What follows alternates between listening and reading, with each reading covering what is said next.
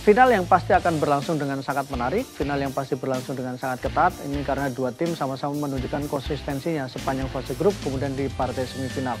Indonesia berhasil menjadi juara grup, kemudian di partai semifinal mereka mengalahkan Malaysia, musuh klasik.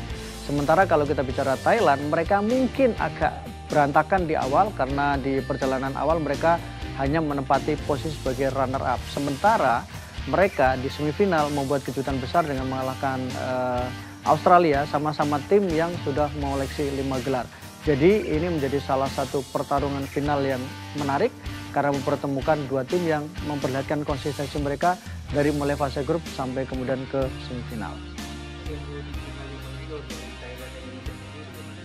Ada beberapa nama yang memang bisa dimention untuk Thailand atau kemudian juga untuk Indonesia. Tapi khusus Thailand, saya bicara soal bagaimana kolektivitas yang mereka miliki. Bagaimana mereka bisa bermain sebagai sebuah unit, bagaimana mereka bisa bermain dari sisi possession, kemudian bagaimana mereka bermain sebagai sebuah kekuatan yang berhasil menunjukkan kemampuan ketika menyingkirkan Australia.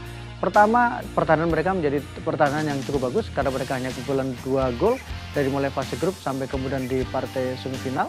Dan kemudian mereka juga lumayan dari segi produktivitas karena sudah berhasil melesakkan 10 gol. Tapi catatan menghadapi Australia memperlihatkan bahwa bagaimana organisasi permainan mereka cukup bagus. Kalau kita bicara satu pemain, mungkin ada Kanit, pemain yang cukup menonjol dan kemudian berhasil mencetak 2 gol untuk Thailand. Sementara Indonesia ada beberapa nama yang memang menjadi sorotan. Misalnya penyerang Indonesia yang sekarang menjadi perbincangan di publik seperti Jan Evans yang memang tampil cukup bagus meskipun sempat mandul di pertandingan kedua, tapi kemudian menunjukkan kualitasnya ketika tampil di pertandingan terakhir menghadapi Timor Leste, menghadapi Australia, menghadapi tim seperti Malaysia. Memang dia tidak mencetak gol, tapi bagaimana cara dia membuka ruang, bagaimana cara dia memberikan kesempatan kepada pemain lain untuk bisa memberikan pressure menjadi salah satu alasan kenapa pemain ini menjadi sorotan. Tidak akan terlalu banyak perubahannya karena komposisi yang dimiliki oleh Coach Indra Shafri sebenarnya bisa dikatakan tidak terlalu banyak berubah dari mulai pertandingan awal kemudian sampai pertandingan terakhir. Komposisinya mungkin bisa menggunakan 4-3-3 yang memang menjadi basic untuk sepak bola Indonesia yang dibangun dari Ella Valencia, tapi bisa jadi juga mungkin beradaptasi dengan 3-5-2 untuk kemudian mengantisipasi serangan Thailand yang akan datang lebih bergelombang, akan memberikan pressure yang lebih berbahaya dibandingkan apa yang dilakukan oleh Malaysia. Jadi ada adaptasi dari sisi formasi, tapi kemungkinan dari sisi komposisi pemain tidak akan terlalu banyak perubahan. Ini juga bisa jadi menjadi bukti bagaimana Indonesia dan Coach Indra Shafri sangat percaya diri dengan kemampuan materi yang dimiliki.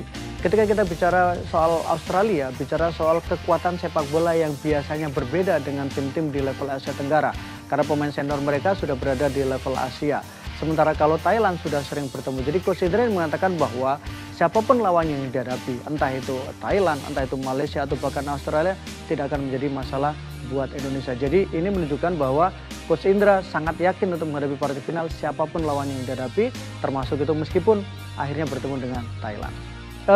Setiap periode pasti berbeda, materi pemainnya, gaya bermainnya, lawannya, situasinya pasti berbeda. Sehingga kalau kita bicara soal lebih baik mana, tentu pelatih punya referensi masing-masing. Tapi menurut saya bahwa dengan materi yang sekarang dimiliki oleh para pemain dari Timnas Indonesia, secara materi bisa dikatakan cukup merata dari mulai lini belakang, penjaga gawang, kemudian lini tengah atau sampai penyerang.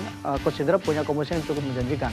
Tetapi kalau kita bicara bagaimana soal euforia, kita bicara soal bagaimana kolektivitas, harus diakui bahwa di era 2013 kita terlihat lebih solid, kita lebih kompak, kita terlihat lebih bisa menjadi sebuah unit. Sekarang ini kita ditopang oleh beberapa pemain yang memang punya kualitas secara individu dan kemudian punya pemain yang punya motivasi karena mereka pernah menjadi juara ketika di usia 16. Jadi siapapun yang terbaik, yang jelas 2013 sudah menjadi juara dan 2024 harus membuktikan bahwa mereka menjadi juara untuk mempertebal legitimasi lebih baik dibandingkan dengan tim 2013.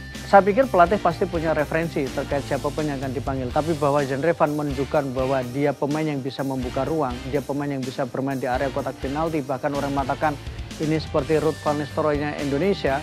Saya pikir itu menjadi bukti bahwa ini adalah pemain yang punya masa depan.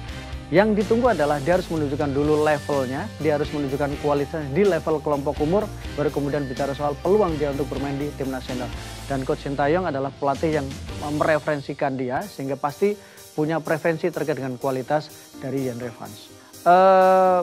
Pertandingan yang rumit, pertandingan yang sulit untuk Indonesia dan tentu saja untuk Thailand. Tapi kalau kita bicara soal peluang Indonesia, kita bicara soal optimisme karena Indonesia pasti punya peluang, ada motivasi sebagai tuan rumah, ada motivasi untuk mengakhiri krisis gelar sejak 2013. Jadi menurut saya bahwa Indonesia akan menang atas Thailand dengan skor 2-1.